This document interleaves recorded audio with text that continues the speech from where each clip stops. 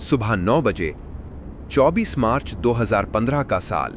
Spain, Barcelona L प्रात अंतर्राष्ट्रीय हवाई अड्डा। यह यूरोप के सबसे पुराने सक्रिय हवाई अड्डों में से एक है। इसे 1916 में बनाया गया था। 2014 और 2015 में यह यात्री यातायात के आधार पर यूरोप के टॉप 10 हवाई अड्डों में शामिल था। हर साल 37 मिलियन से अधिक यात्री ये हवाई अड्डा लुफ्थांसा समूह और उसकी सहायक कंपनियों, जिनमें जर्मन विंग्स भी शामिल था, के लिए नियमित प्रशिक्षण और तकनीकी केंद्र के रूप में इस्तेमाल किया जाता था। एप्रन पर जर्मन विंग्स की अगली उड़ान के लिए तैयारी चल रही है। आज ये उड़ान 9525 है। मार्ग बार्सिलोना से ड्यूसेल्डॉर्फ। उड़ान के लिए तैयार हो रहे विमान का प्रकार एयरबस A320 संस्करण 211 है। विमान जर्मन विंग्स वाहक का है, जो लुफ्थांसा ग्रुप की एक सहायक कंपनी है। विमान 1990 के साल में बनाया गया था। उस समय उसकी उम्र लगभग 25 साल थी। लेकिन एक यात्री लाइनर के लिए उम्र का वो महत्व नहीं है जो आमतौर पर उसे उन लोगों द्वारा दिया जाता है जो रोजाना हवाई परिवहन का सामना नहीं करते हैं। हवाई जहाज कार नहीं है। उसकी सेवा का जीवन वर्षों से नहीं, बल्कि संरचना की स्थिति और तकनीकी रखरखाव की गुणवत्ता से निर्धारित होता है। हर लाइनर नियमित जांच और निर्धारित कार्य से गुजरता है। हर उड़ान से पहले रोजाना दृश्य निरीक्षण से लेकर तकनीकी रखरखाव की गहरे रूपों तक। विमानों की योजनाबद्ध तकनीकी रखरखाव की कई नियमित किस्में मौजूद हैं। ए चेक हर 400-600 उड़ान घंटों में आयोजित किया जाता है। ये मरम्मत नहीं है और न ही विमान का विखंडन है, बल्कि लाइनर की स्थिति की एक सावधानी पूर्वक जांच है। इंजीनियर बाह्य आवरण और पंखों का निरीक्षण करते हैं, हैंडिंग गियर और ब्रेकों की स्थिति की जांच करते हैं, इंजनों में रिसाव और क्षति की जांच करते हैं, इलेक्ट्रॉनिक्स और नियंत्रण प्रणालियों का परीक्षण करते हैं। यात्री केबिन है, आपातकालीन उपकरणों की जांच की जाती है, ऑक्सीजन मास्क, सीट बेल्ट, अग्निशामक। जरूरत पड़ने पर तरल पदार्थ डाले जाते हैं, फिल्टर बदले जाते हैं और चलने वाले पुर्जे चिकनाए जाते हैं। आमतौर पर यह सब एंगर में एक रात लेता है और अगली सुबह विमान फिर से उड़ानों के लिए तैयार होता है। सी चेक 1.5 से 2 साल में एक बार आयोजित किया जाता है। ए चेक के विपरीत ये लाइनर की उड़ानों की पूर्ण विराम है। विमान को कई हफ्तों के लिए एंगर में रखा जाता है। इंजीनियर सभी प्रणालियों की विस्तृत जांच करते हैं, धड़ और पंख के पैनल खोलते हैं, वायरिंग और हाइड्रोलिक्स का परीक्षण करते हैं, उपकरणों को हटाते और निरीक्षण करते हैं। ऐसे निरीक्षण के बाद विमान एंगर से वस्तुतः नवीकृत होकर निकलता है।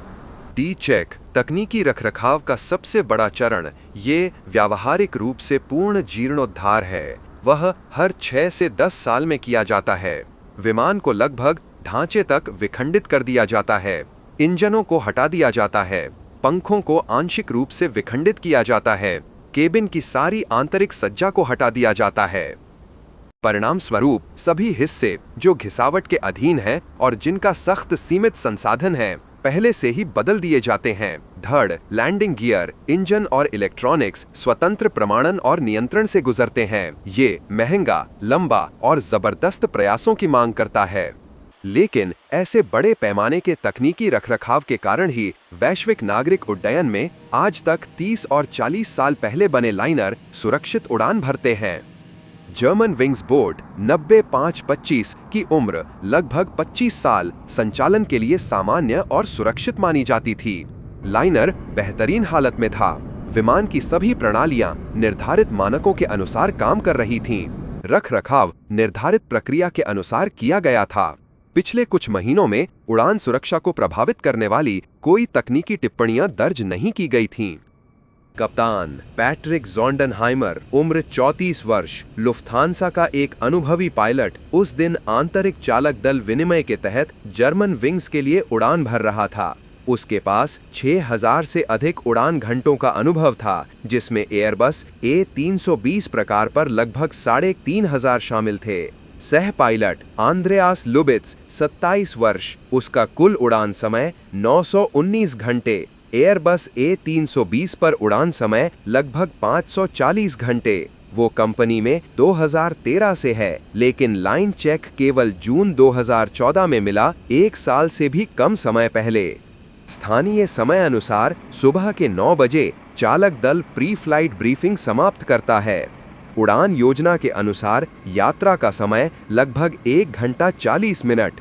उड़ान स्तर 380, ये लगभग 11,600 मीटर है। पूरे मार्ग पर मौसम की स्थिति अनुकूल, साफ आसमान, हल्की पश्चिमी हवा। बार्सिलोना में हवा का तापमान +14 डिग्री है। ड्यूसलडॉर्फ हवाई अड्डे पर भी अनुकूल मौसमी स्थितियों का पूर्वानुमान था। साफ आसमान, बारिश के बिना 10 किलोमीटर से अधिक दृश्यता। BEA फ्रांस के सिविल एविएशन सुरक्षा जांच एवं विश्लेषण ब्यूरो की रिपोर्ट के अनुसार विमान का भार लगभग 66 टन टेक ऑफ वजन का था।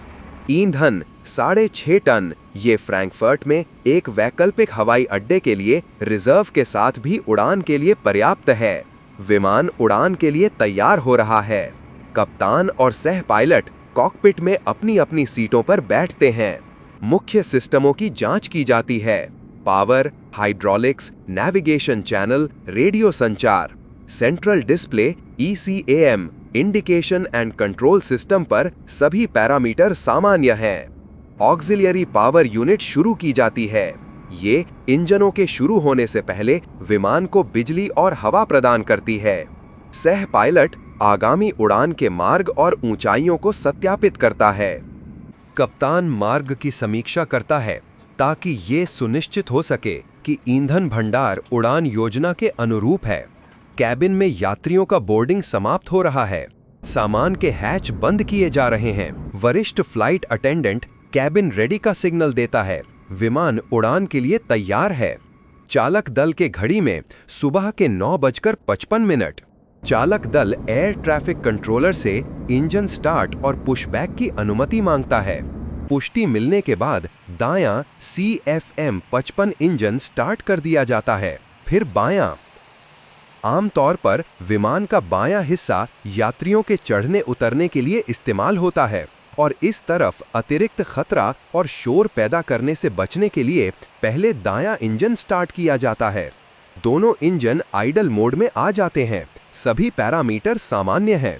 चालक दल नियंत्रण सतहों की प्रतिक्रिया और नेविगेशन सेटिंग की जांच करता है। एयर ट्रैफिक कंट्रोलर टैक्सी करने और रनवे 07 राइट के होल्डिंग पॉइंट तक जाने के निर्देश देता है। कुछ ही मिनटों में जर्मन विंग्स 90-525 एप्रन के साथ साथ टैक्सिंग शुरू करेगा, टर्मिनल T1 को पार करते हुए, जहां जर्मन विंग्स और व्यूलिंग एयरलाइंस का आधार है। रनवे 07 राइट की दिशा में विमान पर 144 यात्री और 6 चालक दल की सदस्य हैं। विमान होल्डिंग पॉइंट पर रुकता है। बार्सिलोना एयर ट्रैफिक कंट्रोल से टेक ऑफ की अंतिम अनुमति का इंतजार करते हुए सुबह 10 बजे जर्मन विंग्स फ्लाइट 90-525 को बार्सिलोना एल प्रात हवाई अड्डे की रनवे 07 राइट से टेक ऑफ की अनुमति मिलती है। विमान टेक ऑफ रोल शुरू करता है और कुछ ही सेकंडों में एयरबस A320 हवा में उठता है और भूमध्य सागर के तट के ऊपर ऊंचाई ग्रहण करना शुरू करता है। लैंडिंग गियर रिट्रैक्ट करने के बाद चालक दल ऑटो पायलट चालू करता है। लाइनर उत्तर पूर्व की ओर रुख करता है, पेरपिग्नान, मार्सेई और लियोन से होकर गुजरने वाले मार्ग का अनुसरण करते हुए। ऊंचाई बढ़ाना सामान्य रूप से चल रहा है। गति और इंजन शक्ति सामान्य सीमा के भीतर हैं। सभी प्रणालियां ठीक से काम कर रही हैं। टेक ऑफ के 27 मिनट बाद एयरबस A320 फ्लाइट लेवल 380 पर पहुंचती है और मार्सेई फ्लाइट कंट्रोल सेंटर के नियंत्रण में आ जाती है। उड़ान ऑटो पायलट मोड में जारी रहती है। सब कुछ सामान्य रूप से चल रहा है। कॉकपिट में पायलटों की बातचीत शांत है। रूटीन के छोटे मोटे मामले और लैंडिंग की योजनाएं चर्चा में हैं। चालक दल के व्यवहार और संचार में कुछ भी असामान्य नहीं देखा जाता है। कुछ मिनटों के बाद कप्तान जिक्र करता है कि वो कुछ देर के लिए कॉकपिट छोड़ना चाहता है। जर्मन विंग्स 18 गोल्फ पॉइंट इरमार की ओर हेडिंग, डायरेक्ट इरमार पॉइंट की ओर प्रोसीडिंग। धन्यवाद। German wings 18 golf. रेडियो संचार में फ्लाइट को उसके नंबर से नहीं पुकारा गया। 90-525 के बजाय Germanwings 18 golf call sign इस्तेमाल किया गया। ये एयरलाइन की आंतरिक कोड थी, जिसका इस्तेमाल अन्य उड़ानों के साथ भ्रम से बचने के लिए किया जाता था। इस तरह लुफ्थांसा ग्रुप के चालक दल उन उड़ानों के पदनाम में भ्रम से बचते थे जो संख्यात्मक मान में एक दूसरे से मिलते जुलते थे। ये अंतिम रेडियो वार्ता थी। 10:30 पर CVR कॉकपिट वॉइस रिकॉर्डर चालक दल के कॉकपिट के ऑडियो रिकॉर्डर की रिकॉर्डिंग में कॉकपिट के दरवाजे के खुलने की आवाज दर्ज होती है। कप्तान उठता है और अपनी सीट छोड़ देता है, नियंत्रण सह पायलट को सौंपते हुए। दरवाजा बंद हो जाता है। इस क्षण से कॉकपिट में केवल आंद्रेयास लुबित्ज रह जाता है। 30 सेकंड से भी कम समय में सुबह 10:31 पर फ्लाइट डेटा रिकॉर्डर, जो सैकड़ों पैरामीटर दर्ज करता है, गति, ऊंचाई, ऑटो पायलट मोड, नियंत्रण सतहों की स्थिति, समुद्र तल से 30 मीटर या 100 फीट की निर्धारित ऊंचाई में परिवर्तन रिकॉर्ड करता है। ये न्यूनतम मान है जिसे कंट्रोल पैनल पर दर्ज किया जा सकता है। Autopilot open descent mode या मुक्त अवतरण में बदल जाता है और ऑटो थ्रोटल थ्रस्ट आइडल न्यूनतम थ्रस्ट पर आ जाती है। विमान एक मुलायम लेकिन लगातार अवतरण शुरू करता है, लगभग 1000 मीटर प्रति मिनट। चालक दल की ओर से अब कोई रेडियो संचार दर्ज नहीं किया जाता है। मार्सेई कंट्रोल सेक्टर के एयर ट्रैफिक कंट्रोलर ने देखा कि फ्लाइट 90-525 ने अस्पष्टीकृत अवतरण शुरू कर दिया है। तुरंत विमान से संपर्क करने के प्रयास शुरू किए गए, लेकिन कोई प्रतिक्रिया नहीं मिली। ऊंचाई 11,600 मीटर से 10,000 मीटर तक गिर रही है। एयर ट्रैफिक कंट्रोलर कॉल जारी रखते हैं, लेकिन बोर्ड चुप रहता है। अन्य विमानों के पायलट भी संपर्क करने की कोशिश करते हैं, बिना किसी परिणाम के। इन पलों में विमान काम करने लायक बना रहता है, लेकिन कोई नहीं समझ पा रहा है कि वो लगातार नीचे क्यों उतर रहा है। खिड़कियों के बाहर साफ आसमान और आल्प्स की बर्फीली चोटियां। कॉकपिट में खामोशी, दरवाजा बंद रहता है। बाद की घटनाएं फ्लाइट डेटा रिकॉर्डर CVR के रिकॉर्डिंग से पुनर्निर्मित की गई हैं। ये जर्मन विंग्स 90-525 के कॉकपिट में दर्ज आखिरी आवाजें हैं।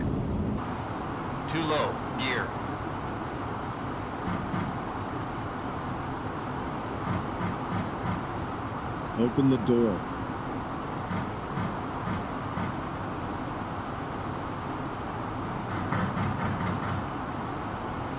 $2,500. Do you hear me? 2,000. Open the door. Do you hear me?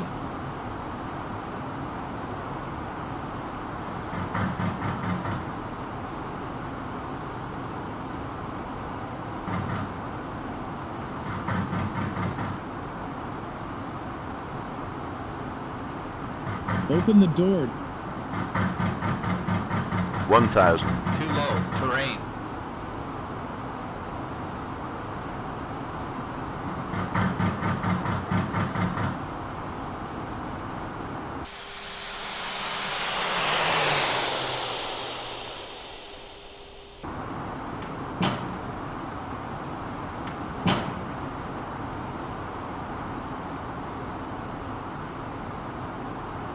$1,000. Too low. Terrain. Too low. Terrain. 1,000. Too low. Terrain.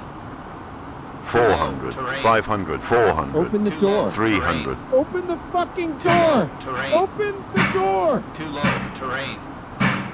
Too low. Terrain.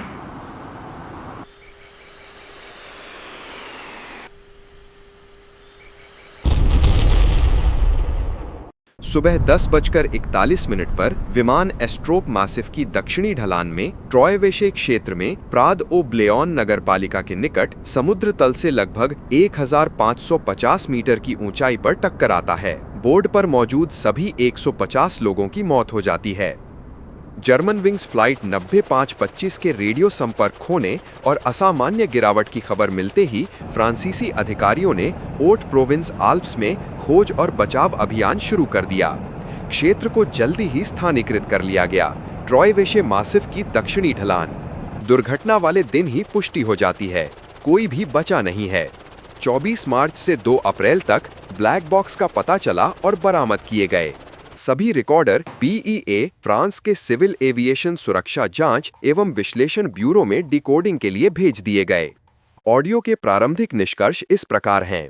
Audio recording महत्वपूर्ण घटनाक्रम की पुष्टि करती है।